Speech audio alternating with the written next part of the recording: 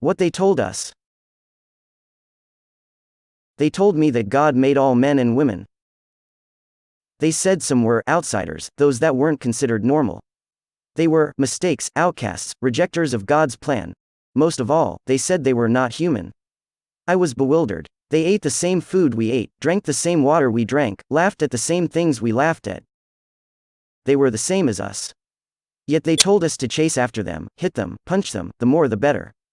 They even said if we killed them, we would forever be encompassed in glory. They said the outsiders were consuming the world, threatening the way we live. We were the warriors that would save the world. Like Superman, they said. We learned the ABCs, math, and this. One day, I happened upon them. 2 older boys. They had their lips together. One of them giggled and said it felt nice. A woman saw them, she shrieked. They immediately started crying, begging her not to tell anyone. She reached into her pocket, quickly mumbling into the black box. 3 men appeared. 2 grabbed the boys by the ear, pulling them down the hallway, kicking and screaming. The men yelled and cursed at them, saying they must be corrected. The 3rd man carried 2 sticks. I had seen my uncle use them for his boat. They turned and disappeared. The screaming stopped. Then a loud slam, wood hitting flesh. Blood-curdling screams, worse than before. The slamming continued, so did the screaming, crying, and begging, ingrained in my mind to this day. The woman crouched down to me. This is what God wanted, she said. I asked now, what kind of God would permit this kind of suffering?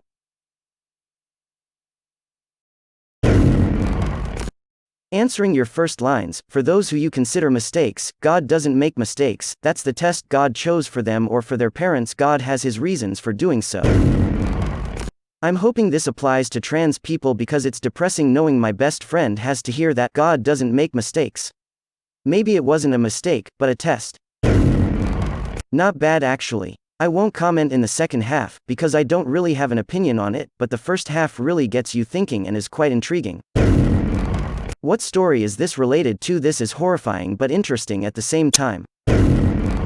Damn. And people actually believe that God wants his creations to suffer. To fight fire with fire. The reason we don't like suffering is BC God doesn't want it to be there, therefore neither do we. Besides, the Bible was mistranslated. It said, "Thou shalt not lay with a man as he would with a woman," which addresses being gay. However, the correct translation is actually, "Thou shalt not lay with a boy as he would with a woman," which addresses pedophilia. But do people listen? No. They are willingly ignorant. Whilst it does bring bliss, it harms others. Which is against God's will. So stop being a fucking dickhead, wake up, and realize the world doesn't fucking revolve around you. Looking at you, Pastor Stephen L. Anderson. Thank you for watching. If you enjoyed the video, hit like. If you would like to see more, feel free to subscribe.